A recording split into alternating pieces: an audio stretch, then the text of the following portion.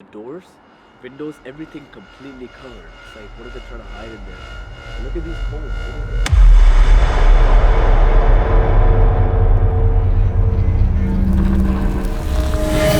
Yo, this is the tree that the girl had the accident. And look at the EMF filter. It's going crazy right now. Look. We have visited three of the most haunted places in Canada. The Screaming Tunnel, the Blue Ghost Tunnel, and haunted Kirby Road. After what happened to James, I decided not to take anyone along with me, but Mac convinced me that he should come along and everything we do should be recorded by the two of us. For some reason, I've been getting sicker and sicker as the days progress. Looking back at the footage from last chapter, we are all shocked to hear back some of the laughs and giggles that were recorded at Kirby Road. Yo, you hear that? Yeah. What the do you hear that? But to our biggest surprise, at 8 minutes 42 seconds in that video, you can see a shadow figure looking at us. At that part, if you take a photo and increase the brightness, you can clearly see a black figure looking at us. Locals told us that people who continue to inquire about the little girl also sight a van following them with a broken light. Yo guys, why is there a truck with one light behind us? Wait, what? It's the exact same truck that they were talking about. Is there one light? Yeah, one light, bro. Yo, that's freaky.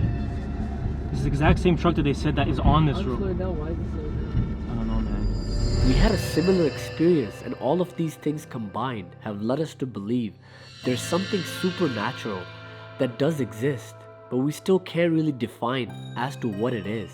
The EMF device was already going crazy, and we did not know how to react. James requested we play the Ouija board to see if we can find answers. We did not get any response. However, his ear started bleeding, which further shocked us. There's an old church building which was closed down due to violence and people who went missing. As suggested by an expert, we will try to communicate to the other side with the help of white noise.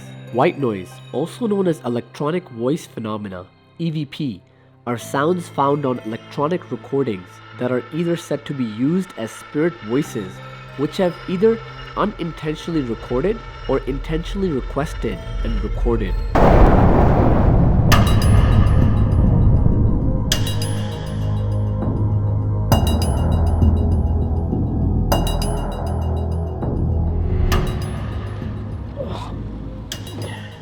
Alright, man. Mac, you ready? I'm ready. Let's go.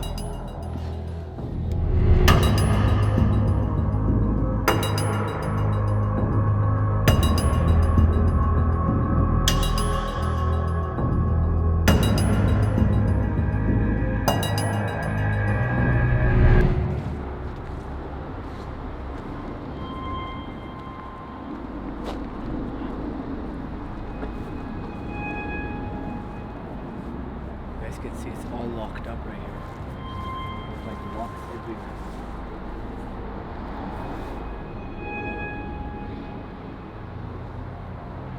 Look at this. All the windows have been covered up. This is so freaky. See this?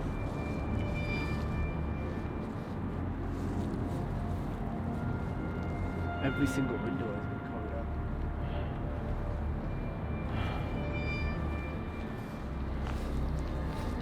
Wait, keep the lights off, keep the lights off. This place is so creepy.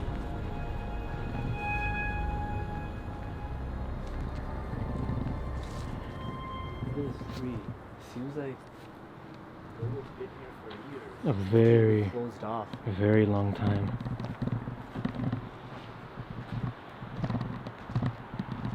Why are they protecting it so much?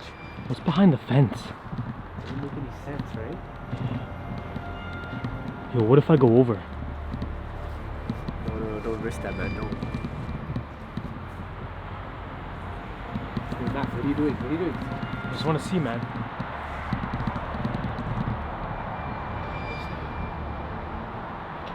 I'm trying to see if we can get the EMF readings here. Not getting any readings.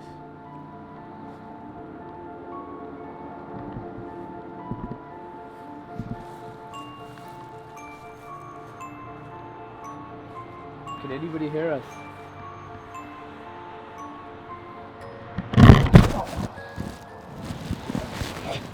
Oh, this thing fell off. Can you tell? Oh. Oh, I screwed this in. That's so weird. Bro, that's so weird. If someone is around, just say something. Just show us a sign.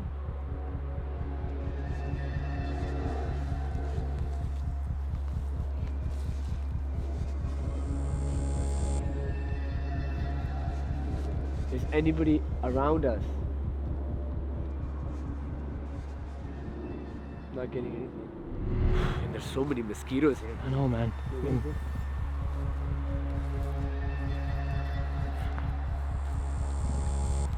You good? Yeah, it's all closed off. Huh?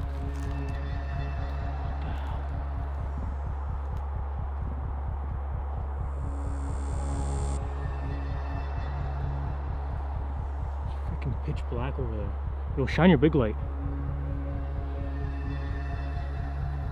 Can't see anything. Crazy thing is that they have the doors, windows, everything completely covered. It's like, what are they trying to hide in there? And look at these cones. What is this? Doors, windows, everything completely covered. It's like, what are they trying to hide in there? And look at these cones. What is this?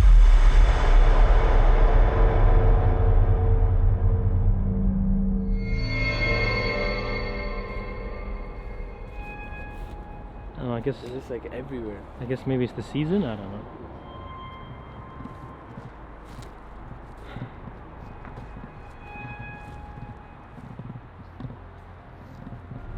We searched the whole church asking questions and signs, but couldn't get the EMF device to go off.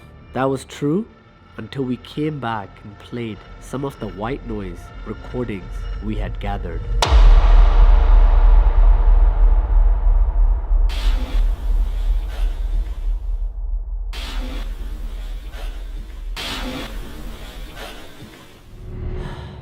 I don't know where to start, so I'm just gonna get right into it. As you guys know, with everything I've been doing for the past few days, I feel like with everything that's happened, we were getting so close to getting the answers. We were just almost right there, but I think it's time for me to take a step back. A lot of people around me are starting to get affected by this, and I think it would be very selfish of me if I continued on. A lot of you guys have questioned, what's the reason why I randomly starting asking these questions, the questions you might find weird. And let me explain something to you guys. I didn't just randomly start. It wasn't just from 2016 that you guys saw in the vlogs that weird things happen. Weird things happened around me my whole life before I ever picked up the camera. The truth is, I'm gonna share some memories with you guys, some memories that only close family members have known.